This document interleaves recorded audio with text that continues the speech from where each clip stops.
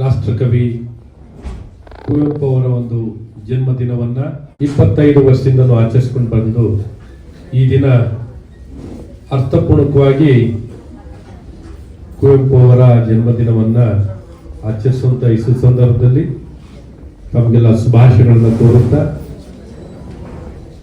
ವೇದಿಕೆ ಮೇಲೆ ಪರಮ ಪೂಜ್ಯ ಸ್ವಾಮಿಗಳು ಸಮ್ಮಾನಾಥ ಸ್ವಾಮಿಗಳ ಪಾದಕಮಲಗಳಿಗೆ ನನ್ನ ಸಾಷ್ಟಾಂಗ ನಮಸ್ಕಾರಗಳನ್ನು ಸಲ್ಲಿಸುತ್ತಾ ಈ ವೇದಿಕೆಯ ಅಧ್ಯಕ್ಷರಾಗಿರುವಂತಹ ಸನ್ಮಾನ್ಯ ರಾಮಮೂರ್ತಿಯವರ ಕೇಶಿಮೂರ್ತಿಯವರ ಅಧ್ಯಕ್ಷತೆ ಮತ್ತು ಅವರ ನಾಯಕತ್ವಕ್ಕೆ ಗೌರವಿಸುತ್ತಾ ಅವರಿಗೆ ಶುಭಾಶಯಗಳನ್ನು ಕೋರುತ್ತಾ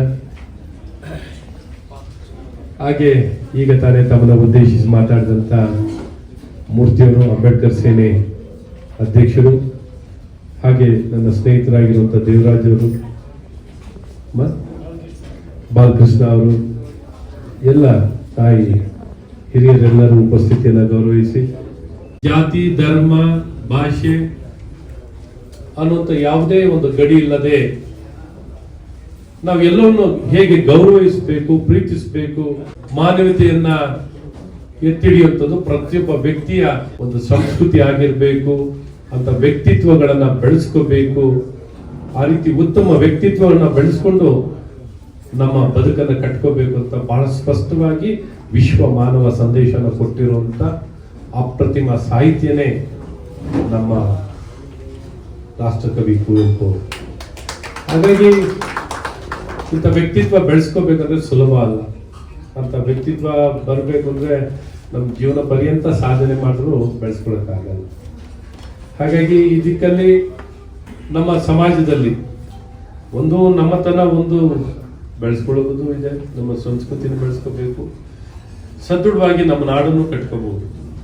ನಮ್ಮ ನಾಡು ನಿಜಕ್ಕೂ ಹೇಳಬೇಕು ಅಂದ್ರೆ ನಮ್ಗೆ ಗೊತ್ತಿಲ್ಲದೇನೆ ನಮ್ಮ ನಾಲ್ವಡಿ ಕೃಷ್ಣರಾಜ ಒಡೆಯರವರ ಹಿಂದಿನಿಂದ ಮತ್ತು ನಾಲ್ವಡಿ ಕೃಷ್ಣರಾಜ ಒಡೆಯರು, ಕೃಷ್ಣದೇವರಾಯರು, ನಾಡಪ್ರಭು ಕೆಂಪೇಗೌಡರು, ಈ ರೀತಿ ಹಲವಾರು ಮಾನ್ಯರು ಈ ನಾಡಲ್ಲಿ ಅದ್ಭುತ ಕೊಡುಗೆಯನ್ನು ಕೊಟ್ಟಿದ್ದಾರೆ. ಪ್ರತಿಯೊಬ್ಬ ವ್ಯಕ್ತಿನೂ ಒಳ್ಳೊಳ್ಳೆ ಕೊಡುಗೆಯನ್ನು ಕೊಟ್ಟಿದ್ದಾರೆ. ಇಂಥ ಸಾಹಿತಿಗಳು ಕುವೆಂಪು ಇವತ್ತು ನಮ್ಮ ದೇಶದಲ್ಲಿ ಬಹಳ ಮುಂಚೂಣಿಯಲ್ಲಿರುವಂಥ ಒಂದು ರಾಜ್ಯ ಅಥವಾ ನಗರ ಅಂದ್ರೆ ಅದು ನಮ್ಮ ಬೆಂಗಳೂರು ಮತ್ತು ನಮ್ಮ ಕರ್ನಾಟಕ.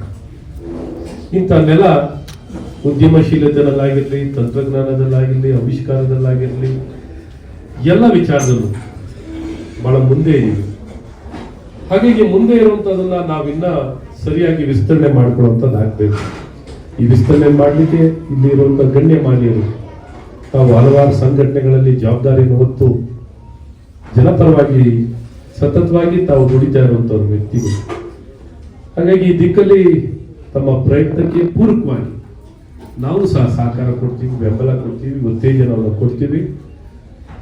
ಹಾಗಾಗಿ ಈ ಸೂಕ್ಷ್ಮತೆ, ನಮ್ಮ ಭಾಷೆ ಬಳಕೆ ಅದನ್ನ ಕಾರ್ಯಾಚರಣೆಗೆ ತರಲಿಕ್ಕೆ ತುಂಬಾ ಕಷ್ಟ ಇಲ್ಲ. ಆ ಸೂಕ್ಷ್ಮತೆಯನ್ನು ಬೆಳೆಸಬೇಕು. ಯಾಕಂದ್ರೆ ಸರ್ಕಾರದಲ್ಲಿ ಇವತ್ತು ನಾವು ಮನಸ್ಸು ಮಾಡಿದ್ರೆ ಆ ಸೂಕ್ಷ್ಮತೆನ ಕನ್ನಡದ ವಾರ, ಕನ್ನಡದ ದಿನ, ಕನ್ನಡದ ತಿಂಗಳು, ಕನ್ನಡದ ವರ್ಷ, ಪ್ರತಿನಿತ್ಯ 10 ವಾಕ್ಯಗಳನ್ನ ಪ್ರತಿ ಕಂಪ್ನಿಯಲ್ಲೂ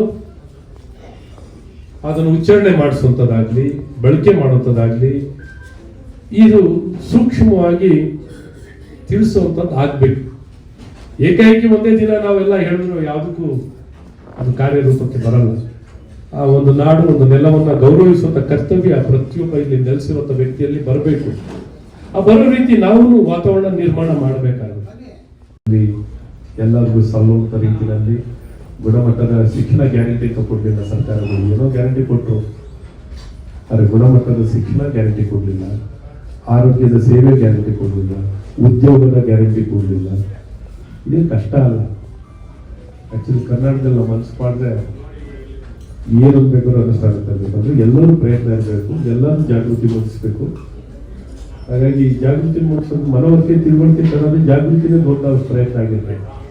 ಹಾಗಾಗಿ ಗ್ಯಾರಂಟಿ ಶಿಕ್ಷಣ ಅಂತ ಹೇಳುವಂಥದ್ದು ಖಂಡಿತ ನಾವು ಕೈಗೆತ್ತಿಕೊಳ್ಳುವಂಥದ್ದು ಮಾಡ್ತೀವಿ. ಗ್ಯಾರಂಟಿ ಶಿಕ್ಷಣ ಅಲ್ಲ, ಗ್ಯಾರಂಟಿ ಗುಣಮಟ್ಟದ ಪರಿಪೂರ್ಣವಾದಂತಹ ಶಿಕ್ಷಣ ಅಂತ ಗ್ಯಾರಂಟಿ ಮಾಡ್ತೀವಿ. ಗ್ಯಾರಂಟಿ ಆರೋಗ್ಯ ಸೇವೆ ಗುಣಮಟ್ಟದ್ದು, ಸುಮ್ಮನೆ ಕಳಪೆ ಮಟ್ಟದ ಕೊಟ್ಟು ಏನೋ ಮಾಡಿದ್ರೆ ಕೊಟ್ಟಿದ್ದೀವಿ ಲೆಕ್ಕಕ್ಕೆ ಕೊಟ್ಟಿದ್ದೀವಿ ಏನು ಸಿಗಲ್ಲ. ಈ ರೀತಿ ಬರುವ ರೀತಿಯಲ್ಲಿ ಮಾಡುವಂಥದ್ದನ್ನ ಕೌಶಲ್ಯತೆ ಉದ್ಯೋಗ ಎಲ್ಲವನ್ನು ನಿರ್ಮಾಣ ಮಾಡಿ ಅಂತೇಳಿ ಕೆಲವರ ಬಗ್ಗೆ ಹೇಳ್ತಿರ್ತಾರೆ. ಡಾಕ್ಟರ್ ಅಂಬೇಡ್ಕರ್ ಆಗಿರ್ಬೋದು, ಅಬ್ದುಲ್ ಕಲಾಂ ಆಗಿರ್ಬೋದು.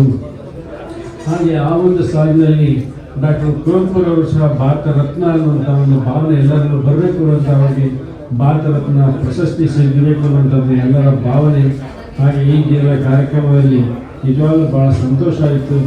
ಯಾವಾಗ ಒಂದು ಸುಭಾಷಿತ ಶ್ಲೋಕ ಇದೆ, ಕಾವ್ಯಶಾಸ್ತ್ರ ವಿನೋದೇನ ಕಾಲೋ ಗಚ್ಚತಿ ಧೀಮತ ಅಂತೇಳಿ ಹೇಳ್ತಾರೆ. ಒಳ್ಳೆಯದಲ್ಲಿ ಜೀವನವನ್ನು ನಡೆಸಬೇಕು, ಒಳ್ಳೆಯದನ್ನು ಕೇಳಬೇಕು, ಉತ್ತಮವಂತ ಬದುಕನ್ನು ಬಾಳಬೇಕು ಅನ್ನೋಂಥದ್ದು, ಉತ್ತಮವಾದ ಕೆಲಸವನ್ನು ಮಾಡಬೇಕಂತ ಹೇಳ್ತಿರ್ತಾರೆ. ಮನುಷ್ಯ ಜನ್ಮ ಅತ್ಯಂತ ಶ್ರೇಷ್ಠವಾದಂಥದ್ದು, ಬೆಲೆ ಕಟ್ಟಕ್ಕಾಗದೇ ಇರ್ತಕ್ಕಂಥದ್ದು. ಅಂಥ ಉತ್ತಮವಾದಂಥ ನಮ್ಮ ಬದುಕು, ನಮ್ಮ ಜೀವನ, ಭಗವಂತ ಕೊಟ್ಟಿರ್ತಕ್ಕಂಥ ಆಯಸ್ಸು, ಆರೋಗ್ಯ, ಅಧಿಕಾರ, ಅವಕಾಶ ಎಲ್ಲವನ್ನು ಸದುಪಯೋಗ ಮಾಡಿಕೊಂಡಾಗ ಭೂಮಿ ವೈಕುಂಠ ಸ್ವರ್ಗ ಆಗುತ್ತೆ, ಕೈಲಾಸ ಆಗುತ್ತೆ. ಉತ್ತಮವಾದಂಥ ಕೆಲಸ ಕಾರ್ಯಗಳನ್ನು ಮಾಡಬೇಕು. ನಾಡಿಗೆ ನಮ್ಮದೇ ಆದಂಥ ಸಣ್ಣದಾಗಿರ್ಬೋದು ದೊಡ್ಡದಾಗಿರ್ಬೋದು ಉತ್ತಮವಾದಂಥ ಕೊಡುಗೆಯನ್ನು ಕೊಟ್ಟಾಗ ಇಂಥ ಜನ್ಮ ಸಾರ್ಥಕ ಆಗುತ್ತೆ. ಅಂಥ ಸಾರ್ಥಕ ಬದುಕಿನಲ್ಲಿ ಜೀವನದಲ್ಲಿ ಇದರಿಂದ ಕಾರ್ಯಕ್ರಮದಲ್ಲಿ ಭಾಗಿಯಾಗಿರ್ತಕ್ಕಂಥ ವೇದಿಕೆ ಮೇಲೆ ಇರ್ತಕ್ಕಂಥ ಸಾಕಷ್ಟು ಜನ ಸಮಾಜಕ್ಕೆ ಉತ್ತಮವಾದ ಕೊಡುಗೆಯನ್ನು ನೀಡ್ತಾ ಇದ್ದೀರಾ. ನಿಮ್ಮೆಲ್ಲರಿಗೂ ದೇವರ ಗುರುಗಳ ಕೃಪೆ ಆಶೀರ್ವಾದ ಸದಾಗಲಿ ಅಂತೇಳಿ ತುಂಬ ಹೃದಯದಿಂದ ಹಾರೈಸಿ